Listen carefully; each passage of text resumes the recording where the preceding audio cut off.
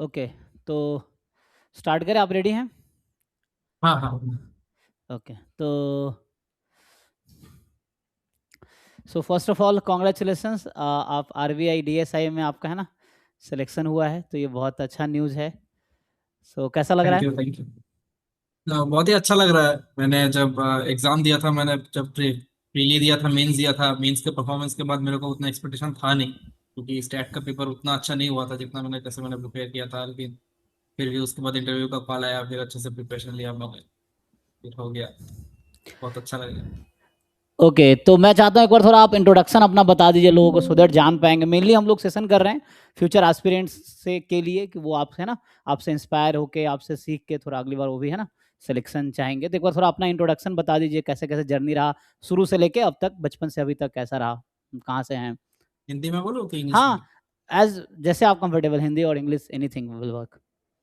तो मैं मेरा नाम सेकत दास है। मैं वेस्ट बंगाल के नॉर्थ 25 परगना डिस्ट्रिक्ट से हूँ। मेरी स्कूलिंग मैंने की है केंद्रीय विद्यालय से। उसके बाद मैंने अंडर ग्रेजुएट किया एग्रीकल्चर में फ्रॉम विश्व भारती शांति निकेतन। उसके बाद मैंने एग्रीकल्चर में ही मास्टर्स परस्यू किया, तो लेकिन मैंने शिफ्ट कर लिया एग्रीकल्चर स्टेटिस्टिक्स में। तो मास्टर्स किया मैंने ग्रेजुएट स्कूल ICAR IIM नई दिल्ली से, और अभी वहीं पे ग्रेजुएट स्कूल ICAR IIM में एग्रीकल्चर स्टेटिस्टिक्स में PhD कर रहा हूँ।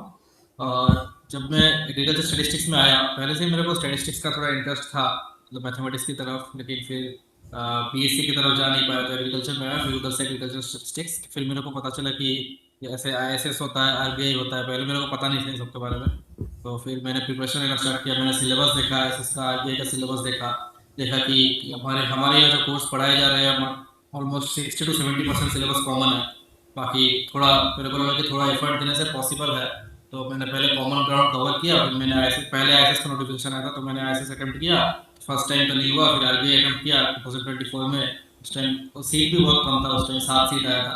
उस टाइम नहीं हुआ, लेकिन फिर नेक्स्ट टाइम मैंने और रिफाइन किया, जो जो मेरे को लगा कि पिछली बार अच्छे से प्रिपेयर नहीं कर पाया हूँ, और ज़्यादा मटेरियल्स पढ़े, बुक्स पढ़े। उसके बाद मैंने देखा कि चलो ISS हुआ नहीं अगली बार भी, मतलब 2025 में भी, लेकिन परफॉर्मेंस मेरा बहुत इंप्रूव हुआ था 2024 से। और इन्हीं सब प्रिपरेशन के चलते मेरा अभी RBI हुआ है। ये बहुत अच्छा न्यूज़ है। तो इस बार आई थिंक कितनी सीटें, टोटल 19 सीटें थी इस बार? 20 थी, 19 रिक्रूटमेंट हुआ है। हाँ, 19 रिक्रूटमेंट, एक शायद ऊपर रह गया PWD कैटेगरी का, हाँ नहीं? ओके, हाँ अभी भी नेक्स्ट का भी आ गया है 26 के लिए, उसमें शायद 10 हैं, है हाँ, ना? 10 सीट। 10 सीटें हैं। ठीक है, तो 10 सीट के लिए अगली बार बच्चे फाइट करेंगे। तो जैसे आपका हाँ मेरे पास एक बायोडाटा है, सो आप तो एक तो ये जैसे आपका 9 मतलब साइंस रहा होगा 11 12th में, है ना? हाँ हाँ, फिर आप साइंस। ग्रेजुएशन क्या स्टैटिस्टिक्स में किए? ग्रेजुएशन किया मैंने एग्रीकल्चर में। तो एग्रीकल्चर में कैसे पहुंच गए, मतलब like why not mathematics, why not statistics, agriculture कैसे आइडिया हुआ? उस टाइम एक तो था, ऐसा लोग बोलते थे कि एग्रीकल्चर अभी इमर्जिंग सब्जेक्ट है, हम्म। एग्रीकल्चर में बहुत स्कोप है। जैसे इंजीनियरिंग कंजेस्टेड हो चुका है, BSc लाइन कंजेस्टेड हो चुका है। मेरे को भी उस टाइम उतना आइडिया नहीं था, तो चलो सब बोल रहे हैं एग्रीकल्चर तो अच्छा ही होगा, इस बेसिस पे ले लिया। लेकिन मेरे को एक इंटरेस्ट था मैथमेटिक्स में, तो उधर भी स्टेटिस्टिक्स का सब्जेक्ट था, जिसमें मेरे को इंटरेस्ट आया। फिर मैंने इसीलिए उसी तरफ परस्यू किया। ऐसे एग्रीकल्चर बहुत बहुत डाइवर्स फील्ड है, आप उसमें से किसी भी लाइन में जा सकते हो। तो जैसे आप इकोनॉमिक्स में जा सकते हैं, आप सोशल हम्म। साइंसेज में जा सकते हैं, आप जेनेटिक्स में जा सकते हैं, मतलब हर तरीके के लाइन में जा सकते हैं आप एग्रीकल्चर से। तो आपको किसी ने गाइड किया या आपको खुद से आइडिया आया ये? हाँ, गाइडेंस तो ऑफकोर्स था, उधर मेरे टीचर्स बहुत अच्छे थे, मेरे सीनियर्स थे, फ्रेंड्स थे, तो सबसे गाइडेंस मिला। और सीनियर से बातचीत हुई थी, तो पता चलता था कि क्या क्या ऑप्शन है फ्यूचर में। तो गाइडेंस तो मिला, तभी पॉसिबल हुआ। फिर आपने एग्रीकल्चर से ग्रेजुएशन भी हुआ, उसके बाद फिर आपने मास्टर्स भी उसी में किया और PhD भी उसी में कंटिन्यू किया, है ना? हाँ, तो लेकिन मास्टर्स में सब्जेक्ट स्पेसिफिक हो गया था, स्टैटिस्टिक्स में चला गया था। अच्छा, मास्टर, लेकिन आपका कोर्स का नाम एग्रीकल्चर स्टैटिस्टिक्स ही है? हाँ, MSc इन एग्रीकल्चरल स्टैटिस्टिक्स। इससे और PhD वही ICAR से कर रहे हैं? ICAR का हाँ, पूरा नाम क्या हुआ? Indian council of agricultural research. हाँ, तो यहाँ से आप अभी PhD आपका आई थिंक आप कंप्लीट कर रहे हैं, करने वाले हैं? हाँ, होपफुली ज्वाइनिंग आने तक मेरा कंप्लीट हो जाएगा, फाइनल स्टेज में ही हूँ। ओके, तो ये तो बहुत अच्छी बात है कि आप PhD, तो PhD के साथ कैसे मैनेज किए प्रिपरेशन को, लाइक अभी आपका PhD 23 से चल रहा है ना, तो अराउंड 3 ईयर हाँ, अराउंड हो गया है। सो PhD और प्रिपरेशन को कैसे मैनेज किए? मेनली मैं तो ऐसा ही बिलीव करता हूँ कि जो बेसिक है वो आदमी, मतलब BSc और MSc में ही सीखता है। PhD में आदमी नया कुछ सीखता नहीं है, रिसर्च में ऑफकोर्स सीखता है, हाँ, लेकिन लेकिन थ्योरेटिकल जो बेस है वो MSc तक बन जाता है। हम्म तो पीएचडी में मेरा काम था बस उसी को रिफाइन करना, उसको और अच्छा करना। हाँ, तो उसी बेसिस पे मैंने नए मटेरियल्स पढ़े, बुक्स पढ़े, जो मैंने पहले पढ़ा नहीं था। पहले मैं कोर्स पे ज़्यादा फोकस करता था क्योंकि कोर्स का भी बहुत प्रेशर था। जैसे जो लोग आईएसआई से करते हैं, बीएससी करते हैं, या फिर जो लोग मतलब स्टैटिस्टिक्स में बीएससी करते हैं, वो लोग 3 साल में जो कवर करते हैं वो हमें एमएससी के 2 साल में कवर करना पड़ता है। क्योंकि बीएससी में तो हमें बहुत कुछ पढ़ना पड़ता है एग्रीकल्चर से। स्टैटिस्टिक्स, कोर्स स्टैटिस्टिक्स मैंने पढ़ा 2 साल। अब 2 साल में कुछ क्लियर हुआ, कुछ क्लियर नहीं हुआ, तो जो बचा था उसको मैंने पहले पीएचडी का 2 साल अच्छे से रिफाइन किया। इसलिए पीएचडी का फर्स्ट ईयर में मैंने उतना अच्छे से अटेम्प्ट नहीं दिया था। पीएचडी सेकंड ईयर में दिया और थर्ड ईयर में अभी जाके हुआ। ओके, तो मतलब कहते तो कितना टाइम देते थे आप पीएचडी को, कितना टाइम देते थे आप अपनी इस प्रिपरेशन के लिए? जैसे आईएसएस भी आपने दिया है, आरबीआई भी दिया है, हाँ तो कितना टाइम, कैसे टाइम डिस्ट्रीब्यूशन आपका, शेड्यूल कैसा रहता था? हाँ, पीएचडी में तो जैसे फर्स्ट ईयर में तो कोर्स वर्क रहता है। फर्स्ट ईयर में तो मतलब यहाँ पे कोर्स वर्क रहता है, कहीं कहीं थोड़ा ज्यादा भी रहता है, सेकेंड ईयर तक भी रहता है किसी किसी इंस्टीट्यूट में। तो कोर्स वर्क के टाइम तो कुछ अलग से करना मुश्किल है, तो उस टाइम मैंने कोर्स वर्क पे ज्यादा फोकस किया। उसके बाद से जब तक नोटिफिकेशन नहीं आया था तब पहले से ही मैंने प्रिपरेशन लेना स्टार्ट कर दिया था। मतलब जैसे ही मेरा सेमिनार खत्म हुआ, कोर्स खत्म हुआ, उसके बाद से ही मैंने पढ़ना शुरू कर दिया था। स्पेसिफिकली नहीं पढ़ रहा था कि आईएएस के लिए, आरबीआई के लिए, बट इन जनरल में स्टैट को थोड़ा इंप्रूव करना था।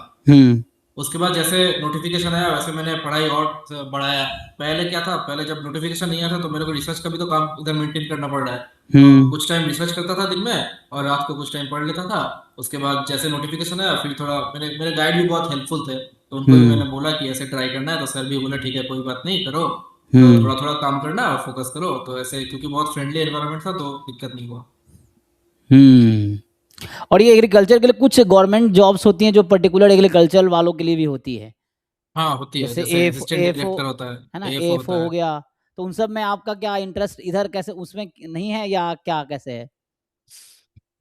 वो क्या है कि वो मतलब स्टैटिस्टिक्स का लाइन नहीं है, वो एग्रीकल्चर। जनरल एग्रीकल्चर का लाइन है। इसके लिए आपको डाइवर्स नॉलेज होना पड़ेगा एग्रीकल्चर के फील्ड में। और मैंने जितने एग्रीकल्चर पढ़ा था बीएससी में ही पढ़ा था।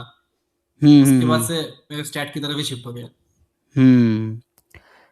तो ये जैसे जब आपने डीएसआईएम का प्रिपरेशन शुरू किया था, है ना, तो ये कैसा आपका, अभी इस बार पेपर का पैटर्न तो चेंज हुआ था, काफी हाँ हाँ डेटा साइंस और ये सब ऐड हुए थे, तो हाँ, उसका आपने कैसे कैसे उसी प्रिपरेशन के लिए किया, डाउट हो रहा था कुछ किया कि आपने? हाँ, मैंने मतलब सेकंड पेपर के बाद जितने को भी पूछा, इधर से भी मेरे दोस्त लोग थे, बाहर के भी कुछ लोग थे, कुछ लोगों को पूछा, सबने बोला कि ये अनएक्सपेक्टेड था, ये ऐसा नहीं होता है कि कंपलसरी कर देता है। जनरली हाँ। अब तक जो पैटर्न आता रहा है कि 9 यूनिट है टोटल, 8 या 9 यूनिट है, उसमें से लोग 3 या 4 यूनिट पढ़ के चले जाते थे, मतलब आधा सिलेबस बेयरली कवर करते थे। हाँ, प्रीली में पढ़ना पड़ता है, प्रीली में कोई चॉइस नहीं रहता है, हाँ। लेकिन प्रीली में ऊपर ऊपर ही पढ़ना पड़ता है, ज्यादा डीप में जाकर डेरिवेशन वगैरह नहीं करना होता है। लेकिन जब डेरिवेशन का बात आ गया तो मतलब एक एक यूनिट लगभग एक एक 6 महीने का कोर्स है, तो इतने कम टाइम में सारा कवर कर पाना मुश्किल मुश्किल है। अगर कोई सारा कोर्स शुरू से करता है होगा बीएससी एमएससी से तो बहुत अच्छी बात है। अदरवाइज अगर किसी का कोई कोर्स छूटा होगा तो उसको कवर करना बहुत मुश्किल है। तो मैंने भी ऐसे ही 4 यूनिट ही पढ़ के गया था, अच्छे से पढ़ के गया था, बाकी 3 यूनिट को थोड़ा देख के गया था, टोटली नहीं छोड़ा था। तो पहले क्या होता था, पहले जैसे 20 क्वेश्चन दे दिया, उधर से बोल दिया कि एनी 5 करो, या 18 क्वेश्चन दे दिया एनी 5 करो। लेकिन इस बार क्या कर दिया है, section A B C 3 section कर दिया है। From every section you have to attempt minimum 1 maximum 2, total you have to attempt 5। तो इसमें टॉपिक वाइज ग्रुप कर दिया था, जैसे सेक्शन 1 में प्रोबेबिलिटी एंड सैम्पलिंग था, सेक्शन 2 में मल्टीवेरिएट इन्फ्रेंस ये सब था, सेक्शन 3 में data data science AI and DBMS data warehousing ये सब था। सेक्शन 3 मेरा बहुत वीक था, सेक्शन 3 से मैंने एक क्वेश्चन अटेम्प्ट किया फिर भी, और सेक्शन ए और सेक्शन बी में पढ़ के गया था, उन दोनों से अटेम्प्ट किया। लगभग 3.5 क्वेश्चंस मैंने प्रॉपर्ली अटेम्प्ट किए, और 1.5 क्वेश्चंस मैंने थोड़ा मतलब for the sake of attempting attempt किया, तो उसी से निकल गया। हाँ, क्योंकि बाकी बच्चे भी आपके जैसे हैं, जो डिफिकल्टी आपके साथ थी बाकियों के साथ भी थी, लेकिन आपने बेटर हाँ मैनेज किया है ना, ये है। हाँ, क्योंकि लेकिन अब नेक्स्ट जो जो प्रिपरेशन करेंगे उनको मैं ये बताना चाहूंगा कि अगर मतलब कुछ छोड़ के मत जाना। अगर कोई ऐसा यूनिट हो जो तुमने कभी पढ़ा नहीं है या आपने कभी पढ़ा नहीं है, जो आपके आपके कोर्स वर्क में नहीं था, या हाँ, किसी एग्जाम के चलते आपने पढ़ा नहीं है, उसका पुराने, हाँ। एटलीस्ट उसका समरी देख के जाना है। उसमें हाँ। क्या क्या देखना कि यूजीसी वगैरह में जैसे यूजीसी में कंप्यूटर का यूजीसी होता है, तो मैंने थोड़ा बहुत यूजीसी का प्रीवियस ईयर सॉल्व किया था डेटा वेयरहाउसिंग के लिए। वैसे मैंने एमसीक्यू के लिए किया था, लेकिन इधर डिस्क्रिप्टिव का क्वेश्चन आ गया। तो ऐसे मुश्किल कंसेप्ट नहीं है कुछ, मेरे को जितना याद आ रहा है, एक टेबल दिया था, टेबल से कुछ क्वेरी चलाने बोला था डेटाबेस का, तो जिसको डेटाबेस आता है उसके लिए वो इजी क्वेश्चन है। हाँ लेकिन बहुत लोग छोड़ के गए हैं। हाँ तो क्यों। अगर हो सके तो थोड़ा उनको टच करके थोड़ा देख लेना कि प्रीवियस ईयर में दूसरे एग्जाम्स में जैसे यूजीसी हो या कोई और एग्जाम हो उसमें कैसे क्वेश्चंस आ रहा है, उस टाइप के क्वेश्चंस थोड़ा स्पेसिफिकली स्टडी करके जाना, पूरा कोर्स नहीं पढ़ने से भी, ताकि एटलीस्ट अटेम्प्ट कर पाए क्वेश्चन। हम्म। तो ये तो जैसे आपने बताया 9 डिफरेंट टॉपिक्स, ऑब्जेक्टिव में भी ये 9 पार्ट में सिलेबस डिवाइड किया था ना उन्होंने, जो अभी हाँ नोटिफिकेशन ऑब्जेक्टिव था। में डिवीजन है, लेकिन ऑब्जेक्टिव में ऐसा कुछ ऑप्शन नहीं है, तो आपको हाँ, किसी से भी आ सकता है और क्वेश्चन। सब्जेक्टिव में उन्होंने डिवाइड कर दिया कि 3-3 क्वेश्चन के 3 पार्ट थे, उसमें से हाँ आपको एटलीस्ट 1 एटमोस्ट 2 करने हैं, है ना। 9 हाँ, क्वेश्चन थे, 5 करने थे। नहीं नहीं, 5 क्वेश्चन ईच थे। मतलब 5 क्वेश्चन तीनों में से थे। हाँ 15 क्वेश्चन थे फिफ्ट टोटल, आई फिफ्ट थिंक, मेरे को याद नहीं आ रहा है ठीक से, बट आई शायद थिंक 15 थे। ऐसे ना, तो उसमें से हाँ एटलीस्ट 1 एटमोस्ट 2 करने थे, है ना। हाँ, तो जैसे मतलब चॉइस अटेम्प्ट बहुत रहता है, बहुत चॉइस बहुत चॉइस। रहता है। हाँ, तो और ये प्रिपरेशन कैसे, मान लो अब इंग्लिश और ये है, इसका कैसे प्रिपरेशन किया आपने, इंग्लिश का। इंग्लिश इंग्लिश का तो कुछ सिलेबस भी नहीं है, कुछ रूल भी नहीं है प्रिपरेशन का। इंग्लिश एक तो आपको पहले से ही प्रैक्टिस करते रहना पड़ेगा, हम्म आपको न्यूज़पेपर पढ़ना पड़ेगा। मैंने, हाँ, इंटरव्यू के टाइम मैंने बहुत सारा एडिटोरियल पढ़ा था, इंटरव्यू का वीडियो वगैरह देखा था जो यूपीएससी का आता है, वो सब हम्म देखा था। फिर मैंने एग्जाम पे मॉक भी दिया था, हम्म तो उससे हेल्प हुआ। हम्म अदरवाइज आपको स्टडी करना पड़ेगा, इंग्लिश स्टडी करना पड़ेगा और बोलना प्रैक्टिस करना पड़ेगा, उसी से आपका लिखना भी इम्प्रूव होगा, उससे धीरे धीरे ग्रामर इम्प्रूव होगा आपका। तो ऐसे ही। देखिए बच्चे बहुत मतलब थैंकफुल होंगे आपका, क्योंकि जनरली इस फील्ड में बहुत ज़्यादा गाइडेंस है नहीं, क्योंकि सीट भी कम है, बच्चे भी कम है। तो आप जो बता रहे हैं ये हाँ उनको काफ़ी हेल्प करेगा, है ना। जैसे आप भी ढूंढ रहे होंगे, आप पिछले साल की कोई बता दे कैसे क्या करना हाँ। है, तो वो आप वो हैं, है ना, जो बच्चों को एक गाइडेंस चाहिए। तो इसीलिए थोड़ा है कि जैसे जो पेपर्स था, जैसे एक तो ऑब्जेक्टिव के लिए क्या है, ऑब्जेक्टिव क्या लेवल रहता है, थोड़ा एग्जाम अगर पूछा जाए कि ऑब्जेक्टिव का क्या लेवल रहता है, सब्जेक्टिव का क्या लेवल रहता है, तो उसमें क्या बताएंगे आप। अगर किसी ने आईएसएस का एग्जाम दिया है, या हम्म फिर सीएसआईआर का भी एग्जाम दिया होगा, हम्म या फिर यूजीसी फॉर दैट मैटर, तो हम्म इन सब से थोड़ा, मतलब कुछ क्वेश्चन है जो बहुत इजी रहते हैं। जैसे हम्म अगर 20 क्वेश्चन है टोटल, तो 10 to 12 क्वेश्चन बहुत इजी रहेंगे। हम्म वो तो आपको सही करके आना ही पड़ेगा, क्योंकि हम्म वो मान लीजिए जितना लोग एग्जाम दे रहा है सब सही करेंगे, हम्म और बाकी का जो 5 to 8 क्वेश्चन जो बच रहा है उसमें डिफरेंस बनता है, तो वो क्वेश्चन थोड़े ट्रिकी होते हैं। जैसे हम्म एक क्वेश्चन मेरे को याद है, टाइम ऐसा बहुत रहता है, 2 आवर्स में आपको 20 क्वेश्चन करने हैं, तो फॉर एमसीक्यू वो बहुत टाइम है। उसमें हम्म से भी दस दस क्वेश्चन मान लीजिए देखते ही हो जाएगा, 10 क्वेश्चन हम्म बहुत इजी रहेगा। बाकी के जो 10 क्वेश्चन है, वो उसमें देखना पड़ेगा कि किस, उसमें वो लोग यही देखता है कि किसका थिंकिंग कितना अच्छा है। मतलब वो हम्म डायरेक्ट क्वेश्चंस नहीं रहते हैं, उसको आपको अच्छे से क्वेश्चन पढ़ के अच्छे से समझना पड़ेगा, और फिर उसको सॉल्व करने का कोशिश करना पड़ेगा। अगर आपका सोल्यूशन बहुत लेंदी जा रहा है, बहुत बड़ा हो रहा है, मोस्ट प्रॉब्ली आप गलत कर रहे हो, आपको सोचने का तरीका चेंज करना पड़ेगा। ये हम्म मैं बता सकता हूँ। तो मैं, बाकी जो एग्जाम्स रहता है उससे थोड़ा डिफिकल्ट रहता है, बट क्योंकि टाइम बहुत रहता है, तो अगर कोई प्रिपरेशन अच्छे से लिया हो तो प्रॉब्लम नहीं होगा। तो इसमें जैसे पेपर 1 था, पेपर 1 ऑब्जेक्टिव स्टैटिस्टिक्स में है, ये 2 घंटे का होता है, कितने क्वेश्चन आते हैं इसमें। इसमें 20 क्वेश्चन। 20 क्वेश्चन आते हैं, आपके पास 2 घंटे 100 मार्क्स के हैं। हाँ ईच क्वेश्चन 5 मार्क्स के हो गए फिर। हाँ, तो निगेटिव मार्किंग रहता है इसमें, नेगेटिव मार्किंग रहता है। कितना आइडिया है। -5/3। माइनस 5/3 मतलब five one by third three of marks. हाँ अच्छा 1/3 कट जाएगा, 5 मार्क्स का है तो उसका वन हाँ बाई थ्री नेगेटिव हो गया। ओके, तो ये हाँ पहले हाँ पार्ट का। पेपर 2 आपका सब्जेक्टिव स्टैटिस्टिक्स है, जो आप बता रहे हैं कि हमें 5 क्वेश्चन अटेम्प्ट करने होते हैं, 3 सेक्शन में डिवाइडेड रहता है ना। हाँ 5 हाँ अटेम्प्ट करने होते हैं, ये भी आपके 3 घंटे के 100 मार्क्स के हैं। तो हाँ ईच क्वेश्चन 20 मार्क्स का हो गया यहाँ, हाँ। है इसमें ना। भी क्वेश्चन में पार्ट रहता है, जैसे एक एक क्वेश्चन में एबीसी करके सब क्वेश्चन दे देगा। तो एक मतलब क्वेश्चन, रिलेटेड फील्ड से ही रहता है, मतलब एक टोटल क्वेश्चन एक फील्ड से ही रहेगा। हाँ, और पेपर 3 आपका हो गया इंग्लिश, जो कि सब्जेक्टिव होता है। तो उसके हाँ लिए जैसे इसमें पेपर डिस्क्रिप्टिव है ये, है ना, कि आपको हाँ कंप्यूटर से टाइप करना होता है आंसर्स। हाँ, तो टाइप इसमें करना कैसे है। क्वेश्चंस आते हैं। इंग्लिश में मैंने जब एग्जाम दिया था, इंग्लिश में 3 टाइप के क्वेश्चन थे। एक प्रीसी राइटिंग था, हम्म एक कॉम्प्रिहेंशन था कि पैसेज दिया रहेगा और आपको आंसर करना पड़ेगा, और हम्म ऐसे राइटिंग था। ओके, तो एसे हो गया, प्रेसिस हो ऐसे गया, ये प्रीसी और कॉम्प्रिहेंशन। लेकिन कॉम्प्रिहेंस पहले मैंने पुराने कुछ पेपर्स देखे हैं, कभी कभी चेंज भी होता था पहले। पैटर्न। जैसे कभी कभी ऐसे को हटा देगा, लेटर दे देगा, या फिर कॉम्प्रिहेंशन को हटा देगा, उसकी जगह लेटर दे देगा या नोटिस दे देगा, एप्लीकेशन दे देगा, इस टाइप का। लेकिन हम्म लास्ट 2 इयर्स मेरे को जितना पता है कि यही यही 3 क्वेश्चन है। ओके, अच्छा, ये ऑब्जेक्टिव में 20 क्वेश्चन जैसे बताया आपने, और ये सिलेबस 9 पार्ट्स में डिवाइडेड था, तो आपको कैसा लगा, किसमें क्या वेटेज, ऐसा कुछ इक्वली डिस्ट्रीब्यूटेड था। 9 डिफरेंट, है ना, 1 2 3 4 के हाँ सिलेबस में लिखा हुआ है। तो वैसे करके हाँ क्या आपको लग रहा है कि कैसे उसका वो था। हाँ, इसमें ऑलमोस्ट इक्वली डिस्ट्रीब्यूटेड था, इसमें हर चीज पे फोकस करना पड़ेगा। हाँ लेकिन इसका एक प्लस पॉइंट है कि इसमें आपको किसी टॉपिक का बहुत डेप्थ में जाने की जरूरत नहीं है।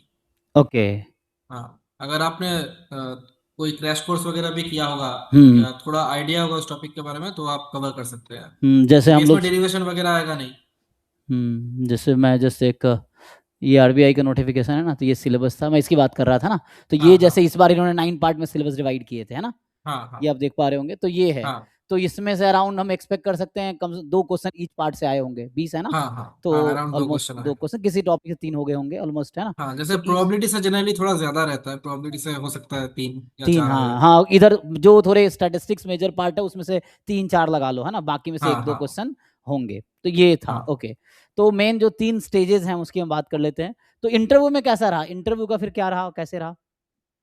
इंटरव्यू का एक तो बहुत अच्छी बात है कि बहुत टाइम मिला था इस बार इंटरव्यू में। हम्म ऑलमोस्ट 1.5 मंथ्स टाइम मिला था प्रिपरेशन करने के लिए, मे बी उससे हम्म भी ज्यादा। तो ये बहुत अच्छी बात है, इसलिए इसके लिए मैंने बहुत न्यूज़पेपर पढ़ पाया, करंट अफेयर्स के बारे में जान पाया। पहले मैं उतना फॉलो नहीं करता था न्यूज़पेपर वगैरह, मतलब हम्म मेरा जैसे हॉबी था नहीं न्यूज़पेपर पढ़ना। हालांकि हाँ पढ़ना चाहिए, सबको मैं रिकमेंड करूंगा पढ़ना चाहिए, लेकिन और इंटरव्यू के लिए तो ऑफकोर्स पढ़ना चाहिए, क्योंकि उसके अलावा करंट अफेयर्स तुम कितना भी वीडियो देख लो, अगर आपको डेली अपडेट नहीं मिल रहा है तो मुश्किल है। और उसके हम्म बाद मैंने बैंकिंग का भी वीडियोस देखा, बैंकिंग के बारे में भी मेरे को ज्यादा आइडिया नहीं था, क्योंकि स्टैटिक पढ़ते आया हूँ हमेशा से। तो हाँ बैंकिंग भी मेरे लिए नया था। तो हम्म बैंकिंग का भी मैंने अराउंड 10 to 12 आवर्स का कंटेंट देखा। तो उसका भी मैंने नोट्स बनाया। नोट्स बनाना और एक बहुत इंपॉर्टेंट चीज़ है, क्योंकि आप कितना भी नोट्स कलेक्ट कर लो दूसरों से, उसको पढ़ने में आपको जो टाइम लगेगा और खुद का लिखा हुआ नोट्स पढ़ने में जो टाइम लगेगा उसमें बहुत डिफरेंस है। हम्म खुद का नोट्स बहुत इजीली मेमोराइज होता है, बहुत इजीली दिमाग में जाता है। राइट उसके बाद मैंने बैंकिंग पढ़ा, न्यूज़पेपर पढ़ा, फिर मैंने जो सब्सक्रिप्शन लिया था वहाँ पे मैंने मॉक इंटरव्यू दिया, वहाँ से भी कुछ मटेरियल्स मिले, हम्म उनको भी पढ़ा मैंने। फिर और भी इधर उधर से मैंने बहुत सारे मटेरियल्स पढ़ा जो कि मेरे लिए नए इन्फॉर्मेशन थे, बट क्योंकि मेरे पास टाइम था 1.5 मंथ, तो मेरे को वो इन्फॉर्मेशन प्रोसेस करने का टाइम मिला मेरे। हम्म और फिर मैं ऐसा करता था कि मैं बहुत कुछ जगह पे मतलब पॉइंट्स लिख के रखता था कि ये मेरे को लग रहा है इंपॉर्टेंट पॉइंट्स है, उसको अंडरलाइन करके रखता था। फिर मैं हम्म किसी को, जैसे जब फ्री टाइम हो, डिनर के बाद हो या लंच के बाद हो, किसी को वो कॉपी दे देता था और ऐसे बोलता था कि मेरे को पूछो और मैं आंसर दूंगा। तो इससे इससे थोड़ा प्रैक्टिस होता था। तो इससे हम्म मेरा कॉन्फिडेंस डेवलप हुआ। हाँ, तो एक्चुअल इंटरव्यू में क्या क्या पूछा उन्होंने? इंटरव्यू में उधर 6 लोग थे पैनल में। हम्म टोटल 7 लोग थे, लेकिन क्वेश्चन 6 लोग नहीं पूछा। हम्म तो बहुत इंटरव्यू में एक मतलब 2 लोग बैंकिंग पे पूरा फोकस थे, पूरा हम्म बैंकिंग सेक्टर से क्वेश्चन पूछ रहे थे, और वो बैंकिंग का क्वेश्चन लाइक रैपिड फायर था। एक हम्म क्वेश्चन पूछ रहा है, अगर आपको आता है तो एक लाइन में बता दिया तो वो सेटिस्फाई हो गए, और नहीं आता है तो नहीं आता है तो नेक्स्ट क्वेश्चन पूछते, कोई रिएक्शन नहीं है उनकी तरफ से। और हम्म बाकी जो 4 लोग थे वो लोग फोकस थे मेरे काम के ऊपर। पहले पूछा कि आप पीएचडी कर रहे हो और आपको क्या कॉन्फिडेंस है कि आपका पीएचडी खत्म हो जाएगा टाइम पे अगर आपको जॉब मिला, ये पूछा उन्होंने। तो मैंने बोला कि हाँ, मेरा ऑलमोस्ट फाइनल स्टेज पे ही है, तो आई थिंक मेरा खत्म हो जाएगा टाइम पे। फिर वो लोग आए कि मेरे थीसिस टॉपिक, कि आप किस टॉपिक पे रिसर्च कर रहे हो, और फिर हम्म उसी में वो क्वेश्चन पूछते गए वो लोग। उसमें टाइम सीरीज एनालिसिस पे काम था, और हम्म मशीन लर्निंग पे काम था, और नेचुरल लैंग्वेज प्रोसेसिंग में यूज कर रहा था, कोडिंग कर रहा था पाइथन में। तो उससे उससे रिलेटेड वो लोग क्वेश्चन पूछते थे। तो अच्छा, तो और क्या मतलब स्टैटिस्टिक्स भी पूछा अलग से, सब्जेक्ट नॉलेज ऐसा कुछ? हाँ, मतलब मेरा थीसिस तो जो टाइम सीरीज एनालिसिस है वो स्टैटिस्टिक्स का एक फील्ड है, वो सिलेबस में है भी टाइम सीरीज। हम्म उससे क्वेश्चन भी आया था, 2 क्वेश्चन आया था मेंस पे। उसमें ओके से एक मैंने अटेम्प्ट किया था। तो टाइम सीरीज पे ही वो लोग घुस गए, क्योंकि मेरा फील्ड टाइम सीरीज है, और उसी से मेरे को मतलब मैं जितना आंसर देता गया उसके बाद मतलब क्रॉस क्वेश्चन करते गए टाइम सीरीज। हम्म तो टाइम सीरीज कैसे मेजर होता है, फिर कैसे एनालिसिस का क्या क्या स्टेप्स है, फिर दो हम्म टाइम सीरीज को आप कैसे कंपेयर करोगे, फिर जैसे cause and effect relation time series में कैसे स्टडी होता है, क्या प्रॉब्लम है जो रिग्रेशन मॉडल हम यूज नहीं कर सकते टाइम सीरीज में, इससे हम्म क्वेश्चन पूछते रहे। अच्छा, तो एक तो शुरू में आपसे पूछा कि बैंकिंग सेक्टर के बारे में, है ना? हाँ, बैंकिंग के पहला मतलब हाफ ऑफ इंटरव्यू पूरा बैंकिंग पे ही हुआ, और वो हुआ जैसे रैपिड फायर, मतलब एक के बाद एक क्वेश्चन आ रहा है। हाँ, क्योंकि आप बैंक में काम करेंगे, बैंक के लिए काम करेंगे, है ना, हाँ, तो वो आरबीआई के लिए थोड़ा काम तो करेंगे, बैंकिंग का तो एक नॉलेज वो हो रहना। गया। और फिर उसके बाद आपका पीएचडी से रिलेटेड क्वेश्चन पूछ लिया उन लोगों ने, है ना, हाँ, तो ये हो गया। और दूसरा पीएचडी रिलेटेड में ही उन्होंने स्टैटिस्टिक्स का भी क्वेश्चन उसी के अंदर डाला। और मेरे को ऐसा लगा कि वो लोग मतलब स्टैटिस्टिक्स और पीएचडी में ही ज्यादा फोकस दे रहे थे, बैंकिंग का मैंने 1-2 क्वेश्चन अगर नहीं भी बोला तो उनका कोई रिएक्शन नहीं था। फिर हम्म पीएचडी का मैं जहां जहां रुक रहा था वहां वो लोग मेरे को हेल्प कर रहे थे कि थोड़ा ऐसे सोचो, इसको ऐसे सोचो, बता पाओगे, ऐसे बोल रहे थे। और ऐसे वो हाँ लोग बहुत फ्रेंडली थे, और बहुत मतलब मेरे को हेल्प भी कर रहे थे आंसर, अगर जो मेरे को पता नहीं है तो हेल्प भी कर रहे थे। हम्म हाँ, मतलब बैंकिंग अब आप सीखेंगे, जाके बैंक के लिए काम करेंगे और ट्रेनिंग करेंगे तो सिखाएँगे मेनली, है ना?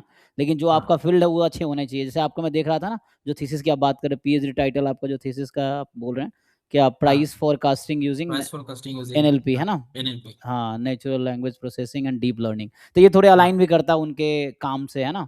थोड़ा-सा ये जो आपका हाँ फ़ील्ड है, कि उनको भी इस हाँ तरह से काम करना है, तो इससे पूछा। और क्या जीएस-वीएस कुछ ऐसे ही पूछते हैं, जनरल स्टडीज़ क्या चल रहा है दुनिया में, ऐसे कुछ उनको जनरल जीएस से कुछ पूछते हैं इंटरव्यू में? हाँ पूछ जीके जनरली पूछते हैं, ऐसा मैं सुना हूँ, लेकिन मेरे मेरे टाइम पे कुछ नहीं पूछा। अच्छा, उससे नहीं पूछा था। ओके, सो ये तो हो गया इंटरव्यू का। तो मतलब आपने एकदम अच्छे से बताया कि पेपर 1 हो गया, पेपर 2 है ना? फिर इंटरव्यू ये ओके, सो बाकी जैसे अब रह गया जो बच्चा तैयारी शुरू कर रहा है, तो कैसे प्रिपेयर करे? आपके अकॉर्डिंग जैसे कोई बच्चा मान लीजिए एमएससी कर रहा है फॉर एग्ज़ाम्पल या एमएससी हो गई हम्म, उसकी, हम्म। कि एमएससी के साथ करना क्योंकि एलिजिबिलिटी तो एमएससी है ना अभी, एमएससी के बाद ही नहीं बच्चा बीएससी अप्लाई भी कर है, सकता अगर है। अगर 4 ईयर है, स्टैटिस्टिक्स में बीएससी है तो वो भी 4 कर ईयर आई सकते। थिंक राइट ना? 4 ईयर है। हाँ हाँ 4 ईयर हाँ यूजी या फिर 3+2 होना चाहिए, है ना? हाँ ये हाँ है, बट उसमें ये भी लिखा था कि पीएचडी विल बी प्रेफर्ड मैं देख रहा था उनका नोटिफ़िकेशन है ना? सो हाँ preference will be PhD given तो मतलब ऐसा कुछ नहीं है कि अगर आप इंटरव्यू में उनको सेटिस्फाई कर देते हैं तो वो लोग आपको एमएससी में भी ले लेंगे, ले लेंगे ऐसा ना? कुछ नहीं। हाँ, ऐसे मैं जानता हूँ कई लोग जो एमएससी के बाद सेलेक्ट हुए, आप भी जानते होंगे। हाँ मेरे सीनियर्स भी है जो लोग एमएससी करके ज्वाइन किए हैं। जॉइन किए हैं। हाँ, लास्ट ईयर भी 2 मेरे नोन ही थे जो जॉइन किए हैं। सो जस्ट आपसे पहले। तो वैसा है, दोनों ने सिर्फ़ मास्टर्स किया था। तो वो कर सकते हैं लेकिन हाँ, अगर पीएचडी है जैसे आपका फ़ील्ड तो पीएचडी आपका था स्टैटिस्टिक्स में, दूसरा आपका फ़ील्ड भी थोड़ा उससे रिलेटेड डेटा साइंस से रिलेटेड थोड़ा है, स्टैटिस्टिक्स एंड हाँ डेटा साइंस, है ना? तो हाँ ये थोड़ा अप्लाइड है।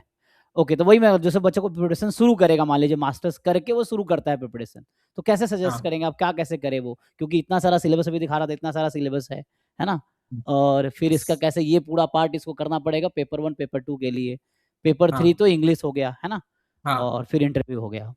हाँ तो वन तो बाय वन कैसे सजेस्ट करेंगे? पेपर 1, पेपर 2 फिर पेपर 3 इंग्लिश इंटरव्यू कैसे प्रिपेयर कर सकता है? आपके अकॉर्डिंग क्या लगता है? हाँ, तो सबसे पहले मैं तो ये बताऊंगा कि पेपर 1 और पेपर 2 का अभी जैसे पैटर्न चल रहा है, पेपर 1 और पेपर 2 का प्रिपरेशन अलग करने का कोई ऐसा लॉजिक नहीं हुँ, है, एक साथ ही शुरू करना पड़ेगा।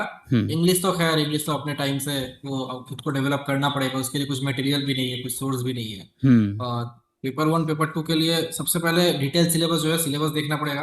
हुँ, सिलेबस देख के ये पता करना पड़ेगा कि कौन कौन सा टॉपिक मैंने पढ़ा हुआ है, मैंने या तो हुँ, कॉलेज में पढ़ा हुआ है या मेरे को नोन है पहले से। हुँ, जो टॉपिक नोन है उसको बहुत अच्छे से उसके ऊपर फोकस करना पड़ेगा कि उसमें से अगर क्वेश्चन है तो मेरे को करना ही है, हुँ, मेरे को सोचना नहीं है, मेरे को करना ही है, मेरे को आना चाहिए, राइट। क्योंकि वो ऑलरेडी नोन है मेरे पास। और हुँ, जनरली आई थिंक हर जगह पे ये सब जो बेसिक्स है प्रोबेबिलिटी का, जो डिस्क्रिप्टिव स्टैटिस्टिक्स है, इन्फरेंस सैम्पलिंग, ये सब हर जगह पे ही पढ़ाया जाता है। हुँ, हुँ, ठीक हुँ, है, और अगर कुछ प्रॉब्लम भी हो कोर्स वर्क में तो भी इसके मटेरियल्स बहुत अवेलेबल है। हुँ, ठीक है, तो इन पे फोकस करना है। उसके बाद जो जो बाकी रह गया, सपोज मेरा इकोनोमेट्रिक्स मेरे को पढ़ाया नहीं गया था कॉलेज में, सपोज डीबीएमएस पढ़ाया नहीं गया था, हुँ, सपोज डेटा साइंस पढ़ाया नहीं गया था, हाँ, ये सब तो उसके सपोज मतलब मैं ऐसे ही बोल रहा हूँ, हुँ, तो देखना पड़ेगा कि उसके लिए क्या क्या मटेरियल्स अवेलेबल है। हुँ, ठीक है, मोस्टली एनपीटीईएल में लेक्चर्स मिल जाते हैं, एनपीटीईएल से मटेरियल्स भी मिल जाते हैं, हाँ, तो उनको फॉलो करना पड़ेगा।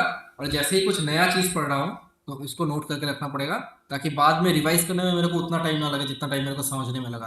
क्योंकि हुँ, अगर मैं पढ़ के छोड़ दूं, जैसे मैंने वीडियो देख लिया, वीडियो देख के फिर मैं 2 महीना छोड़ दिया, 2 महीना मैं कुछ और पढ़ने चला गया, फिर जब मैं वापस आऊंगा तब मेरे को फिर से नया लगेगा, फिर से मेरे को हुँ, टाइम देकर समझना पड़ेगा। लेकिन हुँ, एक बार मैंने अगर अपने हाथ से लिख लिया उसको, तो बाद में मेरे को उसको पढ़ने में टाइम नहीं लगेगा। और अगर मटेरियल्स की बात करें तो मैं यूनिट वाइज बता दे सकता हूँ कि मैं क्या क्या फॉलो किया था। हुँ, एक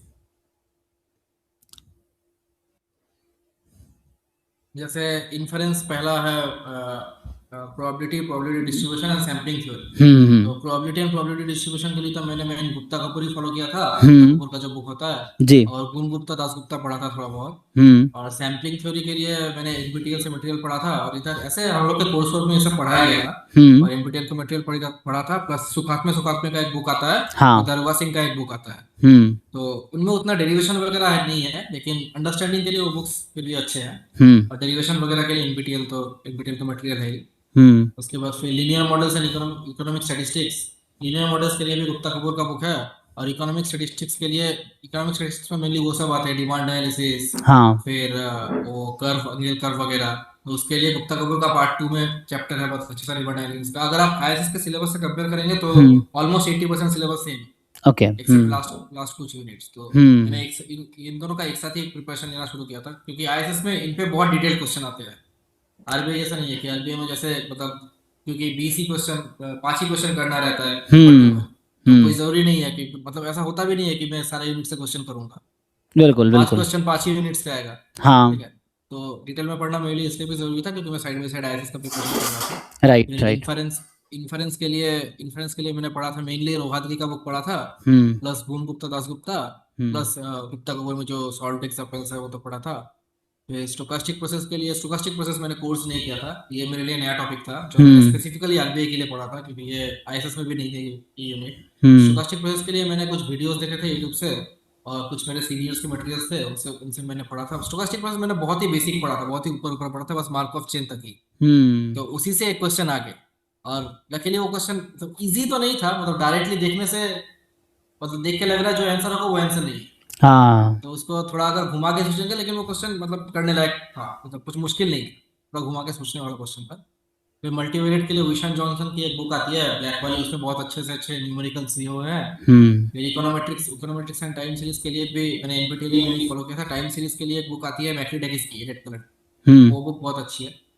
और ऑप्टिमाइजेशन स्टैटिस्टिकल कंप्यूटिंग ये मैंने ऑलमोस्ट नहीं पढ़ा था, ये भी मेरे लिए नया था। तो मेरे को बस लीनियर प्रोग्रामिंग का आइडिया था, सिंपलेक्स मेथड का आइडिया था, और कुछ कुछ जैसे ग्रेडियंट डिसेंट होता है, ये सब मैंने डेटा साइंस का थोड़ा बहुत पढ़ा था, तो ये सब का मेरे को थोड़ा आइडिया था। और डेटा साइंस एआई वाले यूनिट से मैंने उसमें से मैं ज्यादा कुछ नहीं पढ़ा था, सिलेक्टिवली पढ़ा था, जैसे क्योंकि मैं काम किया हूँ, मेरा रिसर्च थोड़ा मशीन लर्निंग रिलेटेड है, मेरे को टॉपिक्स का आइडिया थे थोड़े बहुत, लेकिन थ्योरेटिकल नॉलेज उतना नहीं था, जैसे डेरिवेशन वगैरह में उतना स्ट्रांग नहीं था मैं। फिर भी मेरे को क्योंकि थोड़ा बहुत नॉलेज था, तो उसका मैंने थोड़ा बहुत देख लिया था।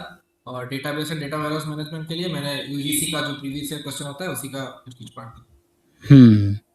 और ये यही प्रिपरेशन पेपर 1 में भी काम आया था, पेपर 2 में भी काम आया। हाँ बिल्कुल, कि एक में ऑब्जेक्टिव एक में सब्जेक्टिव है ना, सिलेबस तो कॉमन ही है। तो इस बार थोड़े अचानक चेंज हो गया, बच्चे अचानक सोच रहे इतना कुछ कैसे पढ़ेंगे, बट फिर भी जितना जो कर पाए है ना उनका। हाँ, तो ऑलमोस्ट मतलब अगर कोई डेडिकेशन देके पढ़ेगा, अगर इसमें से आधा आधा तो आई थिंक सबका कोर्स वर्क में हुआ ही होगा। 9 में से 4 to 5 यूनिट सबका कोर्स वर्क में हुआ ही होगा। हाँ। बाकी जो 4-5 यूनिट बच रहे हैं उनके लिए अगर एक एक महीना भी मैं मान लूँ एक एक यूनिट के लिए, तो अराउंड 4 to 5 मंथ्स मतलब नया चीज सीखने के लिए इनफ है। जैसे ही आप नया चीज सीख गए, आपका सिलेबस पूरा एक बार कवर हो गया, आपको उसके बाद फिर पॉलिश करना है जो जो आपने पढ़ा हुआ है, उसके लिए 3-4 महीना I think less than 1 year में भी हो सकता हो जाएगा ना, वन ईयर इनफ है, अगर 1 ईयर कोई है। ढंग से 1 दे ईयर इनफ है, तो इनफ 1 ईयर है इनफ। है ना। फिर उसके बाद जैसे ये तो हो गया, इंग्लिश के लिए आपने कुछ अलग से क्या प्रिपरेशन किया, कुछ अलग से इंग्लिश का? इंग्लिश के लिए अलग से तो प्रिपरेशन मैंने कुछ लिया नहीं था। मैंने बस न्यूज़पेपर ही पढ़ा था, न्यूज़पेपर के एडिटोरियल्स पढ़ता था। एडिटोरियल्स में कुछ नए वर्ड्स अगर मिलते थे तो मैं उनको देख के रखता था, उनको डिक्शनरी में देख के रखता था, या मोबाइल में लिख के रखता था, बाद में सर्च कर लेता था। तो बस यही था मोस्टली इंग्लिश के लिए। हाँ, मैंने फॉर्मेट वगैरह देखा था, एग्जांपल्स देखा था कि ऐसे कैसे लिखा जाता है, हाँ। ऋषि कैसे लिखा जाता है, ये मैंने देखा था। और इसके अलावा कुछ अलग से कुछ मटेरियल वगैरह तो नहीं है इंग्लिश का। ओके। और आपको मेनली वोकाबुलरी स्ट्रॉन्ग करना पड़ेगा, और फॉर्मेट प्रॉपर मेंटेन करना पड़ेगा। राइट। फिर इंटरव्यू के लिए कुछ प्रिपरेशन आपने बताया था अलग बीच में। हाँ, इंटरव्यू के लिए जैसे मैंने बैंकिंग के बारे में पढ़ा, बैंकिंग के बारे में मैंने क्रैश कोर्सेज देखा। उसके बाद फिर क्योंकि बैंकिंग में ये टोटली नया था, उसमें थोड़ा टाइम लगा मेरे को, उसमें आधा टाइम ऑलमोस्ट उसी में चला गया। फिर स्टैट का जो बेसिक, जैसे मैंने ऑब्जेक्टिव के लिए जैसे पढ़ा था छोटा छोटा क्वेश्चन, वही छोटा छोटा चीज पॉइंट वाइज जो मैंने लिख कर रखा था मेरे नोट्स में, वही पॉइंट वाइज चीज मैंने फिर से पढ़ा, रिवाइज किया, क्योंकि इतना पता है कि इंटरव्यू में वो लोग डीप में नहीं पूछेंगे, वो लोग कॉन्सेप्चुअल क्वेश्चन ही पूछेंगे। तो मैं अगर उनको टू द पॉइंट अगर एक बार में आंसर दे दूं तो वो लोग उसको छोड़ दें। ये चीज इंटरव्यू में ध्यान रखें, अगर आपने थोड़ा उल्टा सीधा बोला तो वो लोग उसको फिर घुमा के घुमा, दूसरे तरीके से हाँ उलझा देंगे उसमें फिर। हाँ हाँ, अगर आपने एक बार में आंसर दे दिया तो वो लोग छोड़ दें, या फिर अगर बोल दिया कि नहीं आता है तो उसकी जगह वो लोग दूसरा क्वेश्चन पूछेंगे, वो भी सही सही अप्रोच है। हाँ। तो स्टैट में थोड़ा कम ही फोकस किया था, बैंकिंग पे थोड़ा फोकस किया था। और आरबीआई का वेबसाइट, मेन चीज तो है आरबीआई का वेबसाइट। हर चीज को आपको कोरिलेट करना है आरबीआई की वेबसाइट के साथ, उसमें क्या क्या है, ऊपर से नीचे तक क्या क्या उसका कंपोनेंट है, कहाँ पे क्या दिखता है, कौन सा फंक्शन कहाँ पे आपको जाना पड़ेगा, क्या क्या लेटेस्ट उसका रिलीज है, आरबीआई का पब्लिकेशन है, ये सब देख के क्या था कि स्पीचेस और कुछ अगर नया रिपोर्ट आ रहा है तो ये सब मैं देख के, क्योंकि अभी बहुत कुछ चल भी रहा था, रिसेंटली मॉनेटरी पॉलिसी का भी स्टेटमेंट आया था उस टाइम। हाँ, तो बैंकिंग सेक्टर थोड़ी जानकारी इन्हांस करना, आरबीआई क्या करती है, कैसे क्या फंक्शन कर रही है ना, उसकी वेबसाइट का हाँ कैसे है, वो सब थोड़ा देख लेना है। हाँ, और ये जो मैंने ऑलमोस्ट आधा टाइम उसमें दिया, ये मतलब काम भी आया, क्योंकि मेरा ऑलमोस्ट आधा इंटरव्यू बैंकिंग पे हुआ था और बाकी हम्म। आधा स्टेट पे हुआ था। जैसे बच्चे अगर मान लीजिए आप पूछते हैं या आप शायद पूछे भी होंगे कि क्यों आपको आरबीआई ही ज्वाइन करना है, मान लो और भी जॉब्स हैं, तो क्या इसमें कैसे आंसर करते हैं आप लोग? कुछ इसका है, मतलब ऐसे पहले से फ्री फॉर्मेट होता है ना कि हमें यही बोलना चाहिए, ऐसा कुछ सजेशन आपका? हाँ, मैंने जितना सुना है आरबीआई के बारे में, जैसे मेरे सीनियर्स भी है, हम्म। तो एक तो आरबीआई में आपको क्वालिटी ऑफ लाइफ बहुत अच्छा मिलेगा, हम्म। फिर वर्क लाइफ बैलेंस आपको बहुत अच्छा मिलेगा, हम्म। जो अपॉर्चुनिटीज आपके ग्रोथ के काफी है। यही सब कुछ पॉइंट्स है जो सुनकर मैं इंस्पायर्ड हुआ आरबीआई के लिए। हाँ, बिल्कुल। कई बार ये चीज़ इंटरव्यू में पूछ ली जाती है ना, पैनल पूछ लेती है कि आप आरबीआई हाँ क्यों ज्वाइन करना चाहते हो, है ना? हाँ आपके पास हाँ और अपॉर्चुनिटीज़ हैं, हाँ ऐसा। तो स्टिल तो यही हाँ सब है होंगे, क्या आपको लगता है ना, क्या इंस्पायर करता है कुछ पॉजिटिव चीज़ें? सो एक तो आरबीआई ना, गवर्नमेंट में आप कंट्रीब्यूट कर रहे हो और बहुत सारी चीज़ें हैं। हाँ, सो वो तो है, देश को सर्व करने का अपॉर्चुनिटी तो है हाँ, ही। देश को सर्व कर रहे हो आप, बैंकिंग सेक्टर को सर्व कर रहे हो स्टैटिस्टिक्स के थ्रू, है ना? और एक हाँ अपना भी एक है ना, आपका एक तो सैटिस्फैक्शन है उसमें, फैमिली का है, सोसाइटी का है ना? हाँ हाँ तो एक प्राइड उसके साथ जुड़ा हुआ है। सो सो आई थिंक काफ़ी आपने डिटेल में सब कुछ बताया, तो ये वीडियो काफ़ी हेल्प करेगा बच्चों को जो आरबीआई के लिए प्रिपेयर करना चाहते हैं। मटेरियल बहुत ज़्यादा रिसोर्सेस अभी तक था नहीं, है ना? तो अभी हम लोग कोशिश कर हाँ रहे हैं कि बच्चों को जैसे हेल्प कर सके, तो उस तरह से कोशिश कर रहे हैं। सो थैंक यू, बहुत अच्छा आपने बताया। फिर भी एंड में अगर कुछ कहना चाहो आप फ्यूचर एस्पिरेंट्स को, तो कह सकते हो, फिर हम यहीं स्टॉप करेंगे एंड आपको हम थैंक यू बोलेंगे, आपने इतना टाइम दिया और इतना अच्छे से एक्सप्लेन किया, बहुत पोलाइटली और है ना डिटेल वे में। मैं लास्ट में यही बोलना चाहूंगा मोस्टली कि अपने कॉलेज के कोर्स वर्क पे फोकस करो, क्योंकि जो कोर्स में पढ़ाया जा रहा है अल्टीमेटली हर एग्जाम में घुमा फिरा के वही पूछा जाता है। हाँ, हो हम्म। सकता है आपको कुछ टॉपिक्स उसमें ऐड कर दिया गया हो, हम्म। लेकिन उस पर फोकस करो, अपने नोट्स बनाओ, और इधर अगर मटेरियल कलेक्ट करना तो मटेरियल कलेक्ट करो, मटेरियल्स को स्टडी करो, और स्टडी करके फिर अपने हाथ से लिखो उनको। नोट्स बनाना चाहिए अपना खुद से। हाँ, अपना नोट्स बनने से मतलब प्रिपरेशन करने में बाद में बहुत आसानी होता है। हाँ, हो सकता है कि फर्स्ट ईयर में मेरा नहीं हुआ, मैंने नोट्स बनाया, फिर मेरे को लगेगा कि मैंने इतना इतना कुछ लिखा है, इतना सारा नोट्स बनाया, उसके बाद भी नहीं हुआ, लेकिन नेक्स्ट ईयर वो आपको हेल्प करेगा, नेक्स्ट ईयर आपका प्रिपरेशन टाइम बहुत घट जाएगा, उस टाइम आप बाकी टॉपिक्स पे फोकस कर पाओगे। हम्म। मेरा भी फर्स्ट टाइम में नहीं हुआ था, मेरे को भी फर्स्ट टाइम में बुरा लगा था कि मेरे सीनियर्स का हो रहा है, मेरा नहीं हुआ, मेरे हम्म। दोस्तों का हो रहा है, लेकिन हो जाता है इवेंचुअली। अच्छा, ये जो क्वेश्चन प्रैक्टिस के लिए आपने बताया, ये तो आपने डिस्कस किया थ्योरीज, आपने क्वेश्चंस प्रैक्टिस किए थे अलग, जैसे मान लो गेट के क्वेश्चन कर रहे हैं, जैम के, नेट के या आईएसएस, इन सब के हाँ क्वेश्चंस आप करते थे हाँ, क्या? मैंने किया था, मैंने मोस्टली एमसीक्यू सॉल्व किया था, और हम्म। डिस्क्रिप्टिव के लिए मैंने बस आईएसएस का ही पीवाईक्यू सॉल्व किया था। हम्म। लेकिन आईएसएस और आरबीआई का पैटर्न डिस्क्रिप्टिव में तो काफी अलग है। हाँ, लोग तो ऐसे अगर कोई डिस्क्रिप्टिव, कंपेयर करना चाहे आईएसएस आरबीआई के लेवल, तो क्वेश्चन का लेवल आरबीआई का ज्यादा होगा, क्योंकि यहाँ टाइम ज्यादा है, क्वेश्चन कम करने होते हैं, आईएसएस हाँ में ज्यादा हाँ क्वेश्चन करने होते हैं, हाँ, तो उसका आईएसएम लेवल कम आईएसएस रहता में है। क्वेश्चन स्टैंडर्ड रहते हैं। हाँ, है ना? आरबीआई में क्वेश्चंस घुमा देते हैं। घुमा देते हैं ना। तो ये थोड़े मतलब दोनों का पैटर्न अलग है ना? हाँ, सिलेबस लेकिन कॉमन है। प्रिपरेशन का स्टाइल सेम। हाँ, पढ़ना सेम चीज़ है, आपको स्टडी सेम हाँ कंटेंट करना है, हाँ बस उनके डिमांड के अकॉर्डिंग आंसर करना है आपको। हाँ, आपको वो एग्जाम हॉल में उसको अलग तरीके से अप्रोच करना है, टाइम मैनेजमेंट आपका अलग होगा, फिर उसको हुँ, आंसर करने का तरीका अलग होगा आपका। यही। बिल्कुल। सो ठीक है, ऑल द बेस्ट आपको आगे की जर्नी के लिए, आप वो बहुत अच्छा करेंगे आप, है ना? Thank you. एंड बाकी ठीक है, तो अभी आप बंगाल में हैं, है ना? तो आई थिंक अभी तो मैं इंस्टीट्यूट में ही हूँ, मैं अभी पीएचडी खत्म करने की तरफ काम कर हाँ, रहा अभी हूँ। पीएचडी आपका इंस्टीट्यूट हाँ, कहाँ पे है? बता रहे थे? दिल्ली में ही है। अच्छा, दिल्ली में है? यूजी। ओके, हाँ आईसीआर का दिल्ली कैंपस में है, नाइस। हाँ सो फिर अभी आप जैसे शायद वो शुरू में अभी क्या होता है, अभी आप इसके बाद आपको कहाँ बुलाया जाएगा? चेन्नई में शायद एक कॉलेज है ना, रिजर्व बैंक कॉलेज ऐसा कुछ? अभी तो मेरे को भी आइडिया नहीं आइडिया है। नहीं है? नहीं, मेरे जूनियर नहीं। जूनियर है और दोस्त भी हैं, मेरे साथ वाले भी आरबीआई में हैं, तो वहाँ एक हाँ, reserve bank college I think Chennai में, वहाँ ट्रेनिंग एक साल होती है, फिर आपको मुंबई आपको और आइडिया चेन्नई। तो मेरे को बता दीजिए कि कितना टाइम है। हाँ, नहीं है, आप ऑलरेडी मेरे जानते को, होंगे, जो लोग आरबीआई में जॉब करते हैं उनको जानते ही होंगे आप। हाँ, कि मेरे को जितना पता है कि 3 to 4 मंथ्स का टाइम रहता है रिजल्ट आने के बाद से हाँ, ज्वाइनिंग अभी का। देंगे, वो टाइम देंगे, फिर उसके बाद वो है ना, मैं देखता रहता हूँ स्टेटस व्हाट्सएप पे और फ्रिक्वेंटली, है ना? हम्म, वो जो लोग लास्ट ईयर अच्छा। ज्वाइन किए थे, तो वो चेन्नई और मुंबई के बीच काफ़ी स्विच करते रहते हैं, कभी चेन्नई में कॉलेज है, आपको पहले वो ट्रेनिंग एक साल देते हैं, और फिर उसके बाद फिर वापस आई थिंक आरबीआई में आप जहाँ भी आपका वो रहेगा, ड्यूटी मिलेगी उसके अकॉर्डिंग। बट ठीक है, ऑल द बेस्ट आगे जर्नी के लिए, आप अच्छा करेंगे, और काफ़ी यंग आप दिख रहे हैं, और इतना जल्दी आपने पीएचडी भी है ना कंप्लीट ऑलमोस्ट कर ही लिया है, और आरबीआई में जॉब भी हो गया है। So all the best and congratulations once again. ठीक है, thank you for your time and फिर कभी मिलते हैं। हाँ ठीक है, बाकी अगर ठीक कभी है जरूरत पड़े कुछ इंटरेक्शन का तो लाइक अगर कभी आपको कुछ लगे कि आई कैन हेल्प यू, मैं भी है ना, मैं कॉलेज में टीचर हूँ वैसे तो अभी, बट अच्छा अगर कभी हो तो टीम से कांटेक्ट करके वी कैन कनेक्ट। ठीक है, ओके थैंक यू। हाँ। Thank you.